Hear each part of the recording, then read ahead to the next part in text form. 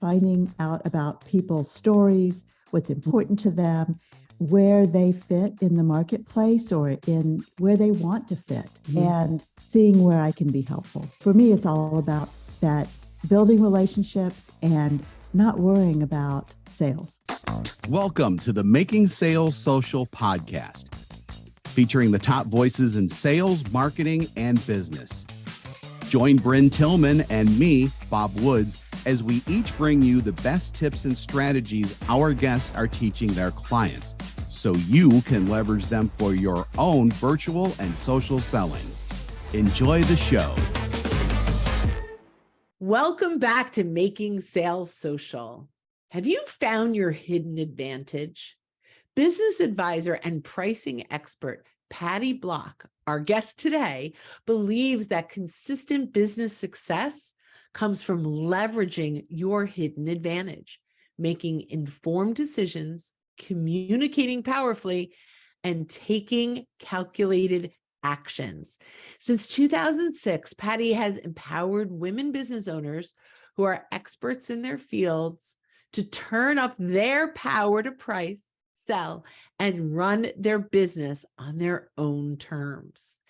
In her book, Your Hidden Advantage, Unlock the Power to Attract Right Fit Clients and Boost Your Revenue, Patty reveals a new perspective and proven practical solutions, guiding women to unleash their inner power to run their business with less stress and more joy, achieving a more profitable future. Patty, welcome to the show. I am so excited, not just because of all the brilliance you're about to share with the audience, but because you're my friend and I adore you as a human being. So welcome. Thank you. Thank you, Bryn. I'm thrilled to be here. So the first question we ask everybody is, what does making sales social mean to you? For me, it's all about relationship building. So it's not just handing out business cards. It's not just meeting with someone once and feeling like now we're acquainted and we know each other. No, we don't. Really, it's about building relationships and having an ongoing dialogue so that whether or not I'm speaking with someone who is a potential buyer for me, in my view, is not the important part. The important part is finding out about people's stories, what's important to them, where they fit in the marketplace or in where they want to fit, and seeing where I can be helpful. So for me, it's all about that, building relationships and not worrying about sales. So I love that. And one of the things that I love about your perspective is your goal is to help people, to bring value to folks. The sale comes when they have a need, but they've already fallen in love with you and you're the resource that you are.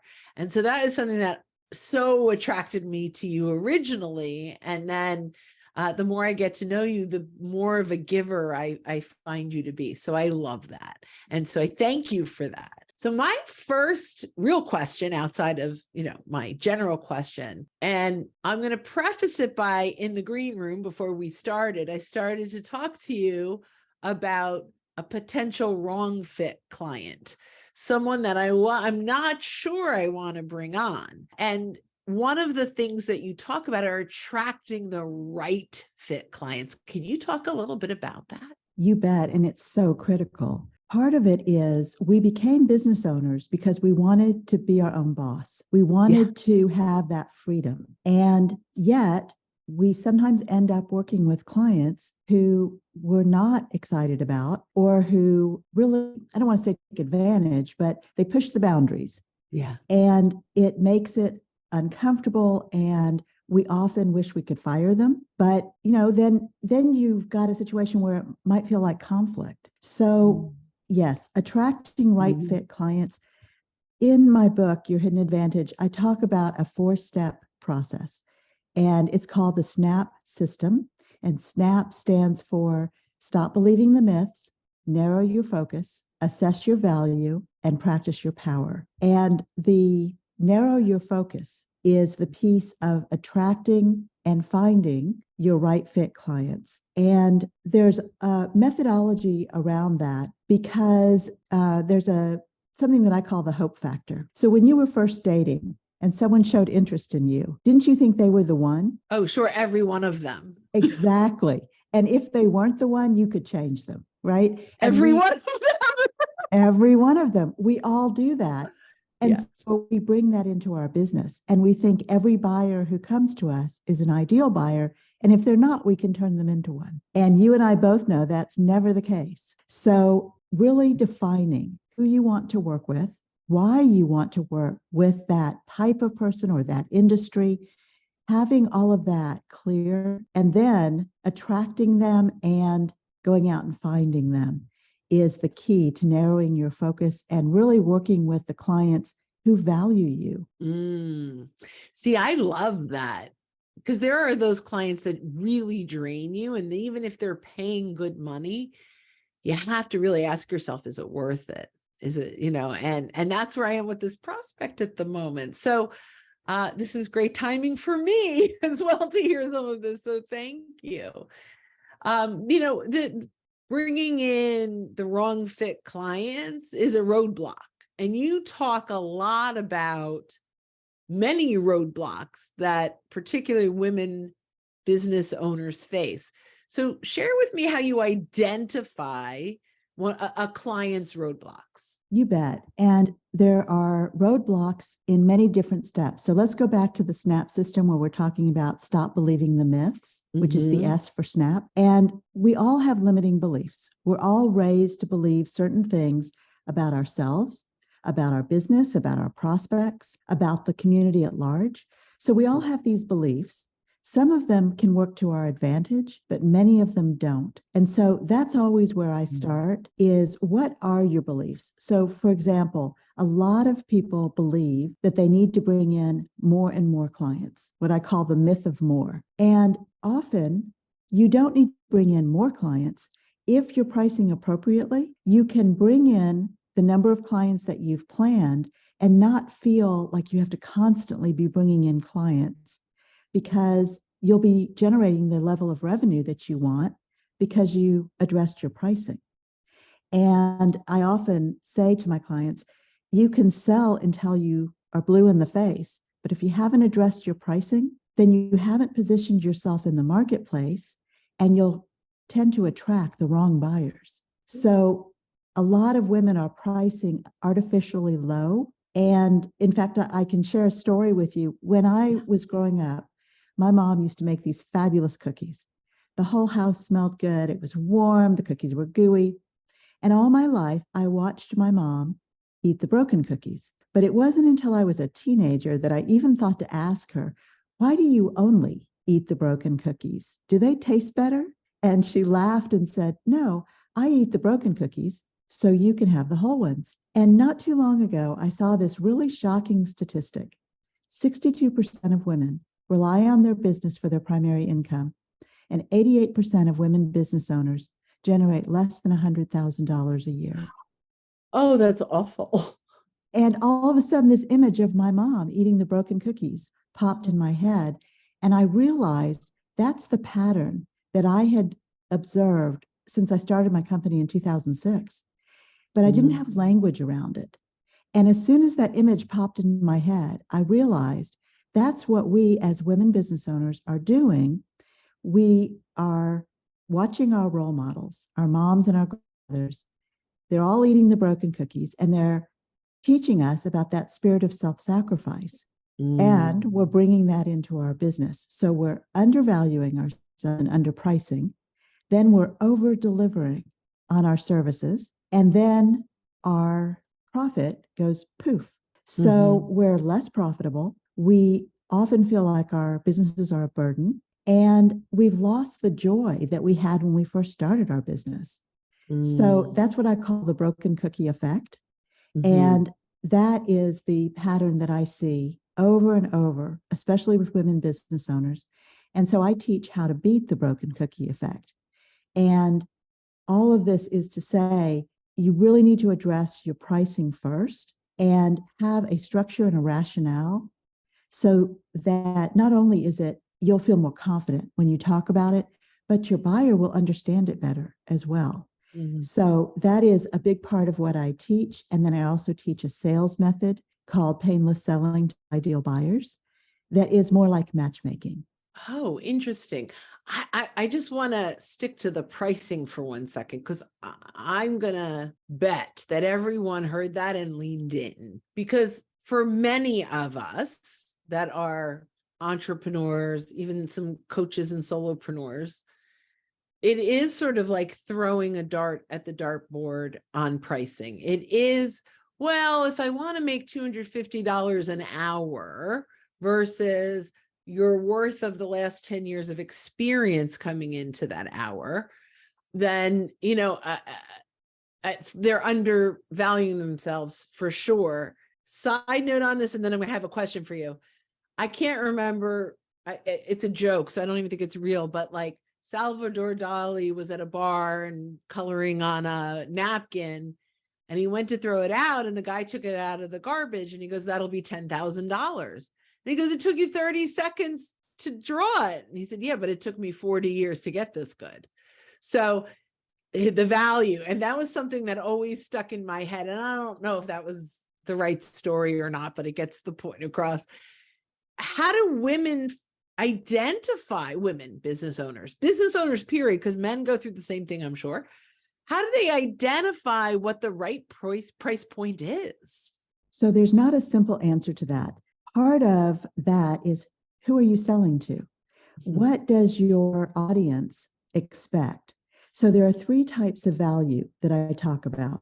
Extrinsic value, which is your pricing, and it's the pricing of services and goods that you buy as well. Somebody put a price on that. Intrinsic value, which is when your buyer comes to you, they already have some idea or expectation, and they already have some measure of trust, or there's that likability, or they wouldn't be talking to you, right? So a lot of times we all deal on referrals. So somebody has referred them to you. Now you're visiting with them. And so they already have some sense of your value, or they wouldn't be having the conversation. And so that's the intrinsic value.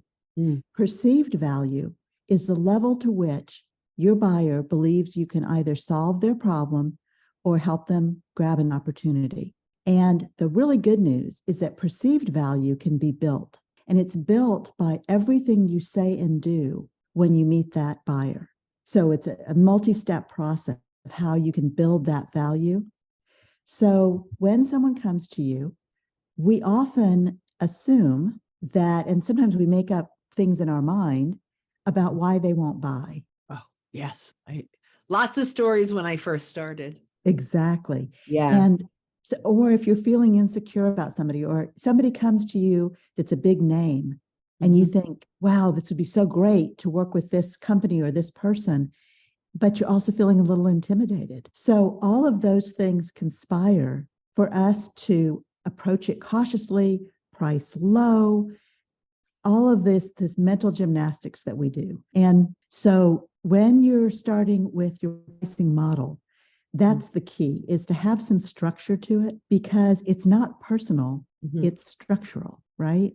So the problem we have. We go deeper on that for a second. Sure. Yeah, I want a little clarification, because I think that's amazing, but I'm not 100% clear. Okay. So I'm going to give you 2 examples. One is, you have a client who comes to you and they ask you a question. Many of us assume it's a criticism. They ask a question and we get scared and we think, oh, they're questioning my experience, my expertise. They're questioning that I don't really know what I'm doing. And that's not the case. They're just asking a question. But our insecurities get in there. Right.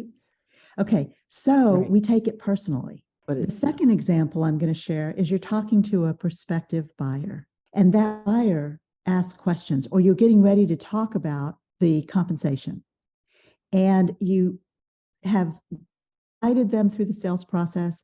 You're now ready to talk about pricing, and you get nervous. And as you're talking about it, they have an objection, or they ask a question, or they push back. Again, we take it personally.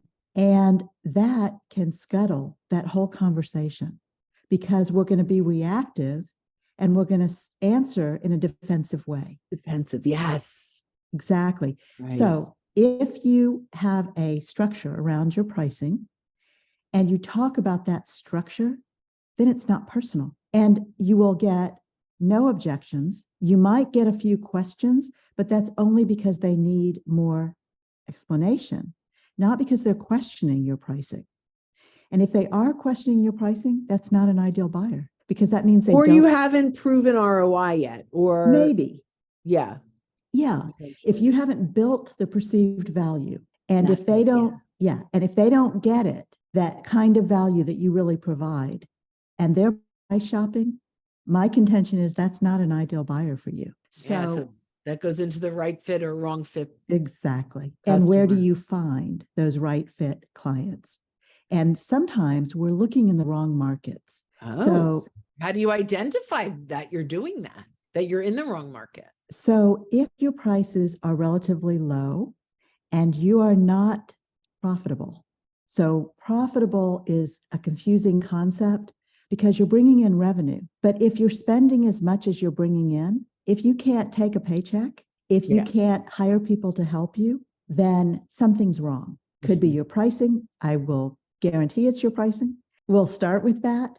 And then it could also be your sales process. Could be that you're not finding the right buyers. So it could be any number of things. It could be a combination, but something's off. And the problem we have, especially as women, is that we just keep going. We think if we work harder, that it's going to solve our problems. And the truth is, those aren't problems. Those are symptoms. So you're just putting out fires, really. Exactly. You're putting out fires and you're just pedaling faster. You're working harder, but you're not getting a better result.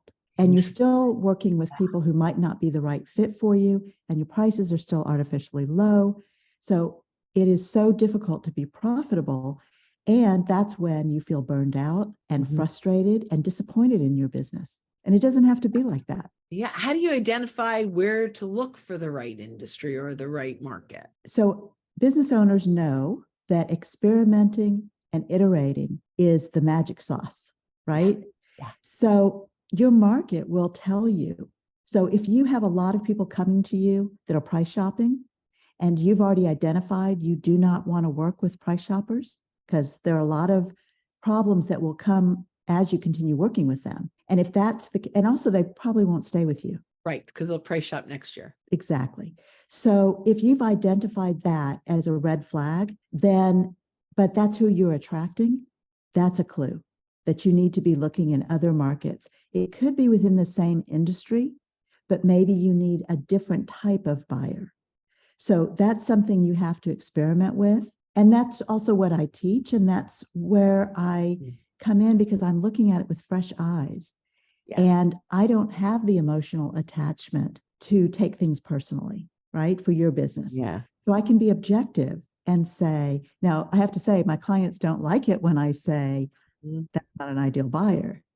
Right. Because it's work to go out and find the right people. But once you do, you know you're in the right market and your pricing is appropriate for the value that you bring, it changes everything in your business. Yeah, I love that. And we actually recently, in the last year or two, recognized that the clients we were helping the most, that had the fastest success rates, that were, just thrilled at how easy it was, or, were bankers. And so I've partnered with someone to launch the In Banker and to serve that specific client in a way. That's exactly your point. I didn't even realize I did that, but we found the niche where we could help the most. They had budget. They were, they got great value, and we have relationships there. So I just thought I don't know if you rubbed off on me over in our masterminds or wherever that is, but I did that. I didn't even realize that, that was a thing. Exactly. Right. It is a thing. And congratulations. You obviously did a good job. Yeah, that's awesome. So I'm excited about that. I have a quick couple things, and then I'm going to ask you what I forgot to ask you. But before I do that, we talk about these roadblocks, our mindset is in the way. When you're not making a lot of money, you're stressed about the money. And I've always felt like when you focus on the money, you don't make money. So I know that that's a piece of what you help people get control over. Someone who's listening right now who's like, this sounds great, but I have to take all those clients because I have to make the money. I have to make it now. What do you say to that? Well, I say two things. One is read my book, because Yes. my book was written, it's called Your Hidden Advantage, and it was written for women business owners that are in that building stage where they have some clients, they're doing okay, they're able to, the business is viable, but they know there's so much more opportunity that they're not realizing. So that's why I wrote the book, because I wanted to reach more women business owners, because I know I can help them, and because they don't have to feel so desperate and scared. And I don't like that people feel that way in business. It should be joyful and fun and interesting. So that is the message that I'm spreading. So that's the first piece. But the other piece is, when you are feeling that scared and kind of desperate, your buyers will sense it. Your colleagues will sense it. It comes across. And we think we're hiding it, but we're really not. And when it comes across, people will not refer to you because they're going to be worried that that will come across with whoever they refer to you. They won't make those introductions. Your buyers are less likely to buy from you because you don't sound very confident. So it's that downward spiral kind of thing that happens. Everything that I teach is about building your confidence. And, I don't necessarily like this example, but I'm going to share it. The example of people out in the marketplace, we sometimes refer to it as bro marketing, where there are usually— You brought this to my attention. This blew my mind. So start over with the bro marketing. This is brilliant. So we think of it as bro marketing, bro short for brother.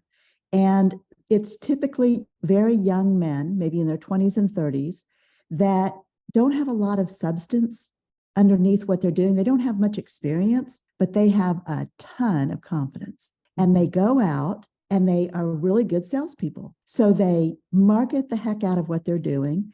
They sell to everybody. They don't make a distinction about an ideal buyer. Anybody who buys is fine with them, but there's nothing underneath it. There's not that substance that you have when you hire an expert and someone who has 25 or 30 years of experience and advanced degrees, and they're highly educated and life experience. So that bro marketing, all of us, I think, tend to fall into that trap every once in a while of buying from somebody and then being disappointed. And those of us who are really experts, it gives us kind of a bad name, right? Because then people don't know who to trust. So if you're an expert in your field, then you don't need to do any kind of trickery. You need to build the perceived value in the mind of your buyer, find the right buyers for you, not just anybody's right buyers, the right buyer for you. Define that. And again, if you read my book, there are exercises in the book that walk you through all these steps so that you can clearly define, you can clearly figure out your pricing model, and you're talking to the right people for you. When you do that, all those pieces come together. And the first time that happens, you've got to bottle those feelings, because that's the way you want to feel with every buyer. I love that. So for everyone listening, it's Your Hidden Advantage by Patty Block. I highly recommend just go to Amazon right now and buy it. You will be blown away by how actionable it is and how, a small investment can have a huge impact on your career, on your confidence, on your future. So I highly recommend that. So last question of the day. I can't believe how fast this flew by. What question should I have asked you that I didn't? Perhaps what's important to know about me that we didn't talk about. Okay, that's perfect. Okay. And again, this is about relationship building. Yeah. And building relationship with your audience, that you know about me now from a business perspective, but you don't know about me as a person. So that's what I'd like to share. And Please. that is that I have been the single mom of 3 kids since my youngest was 2 and he just turned 30. So I have raised my kids myself. I had a surprise divorce when I was 35 and turned everything upside down for me. But I quickly realized that the most important thing was raising good human beings, and everything was focused on that. And once I did that, everything else was a detail. Everything else could be handled. So now all 3 of my children are business owners. I help them in their businesses and they help me in mine. And I'm so proud of them. They are such fine people. And I'm also a new grandmother. I'm a first-time grandmother. And I'm super excited about that. I have a little grandson. Welcome to the club. It's the best one ever. I know you've told me that for such a long time. And it's not that I didn't 2 years believe I've you. been saying it because that's Yes. how, but yeah. Yes. Yeah. So. But it's not that I didn't believe you. It's that I hadn't experienced it. Yeah. So those values that I have a large extended family. I'm very close with my siblings. My mother just passed away just recently, very suddenly. So all of those pieces fit together to define who I am as a person. Mm-hmm. And that influences, of course, who I am as a business person and why I care so deeply about women business owners in particular, because this is the second company that I've owned. The first focused on political consulting and lobbying. And I was very frustrated in that business.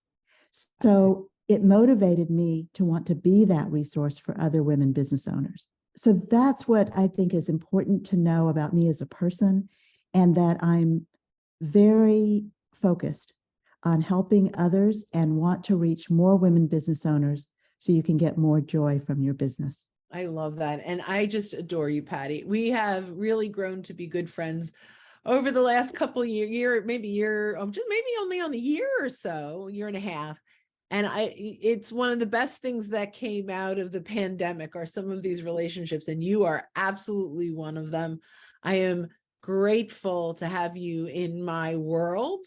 And I'm glad I could bring you to my audience and just hear the incredible impact that you're having through helping women with confidence and really going out there and earning what they're worth. So that's appreciated. Thank you for being here. Thank you. I feel the same way about having you in my life and am so grateful. And thank you for having me on today. Oh, thanks for sharing your brilliance. So for those of you listening, I'm sure you have leaned in many times today. I recommend you go get the book. You really just go to Amazon and look for Your Hidden Advantage by Patty Block. And when you are out and about, don't forget to make your sales social. Thanks for watching, and join us again for more special guest instructors bringing you marketing, sales training, and social selling strategies that will set you apart. Hit the subscribe button below to get the latest episodes from the Making Sales Social podcast. Give this video a thumbs up and comment down below on what you want to hear from us next. You can also listen to us on Apple Podcasts, Spotify, and Google Play. Visit our website, socialsaleslink.com, for more information.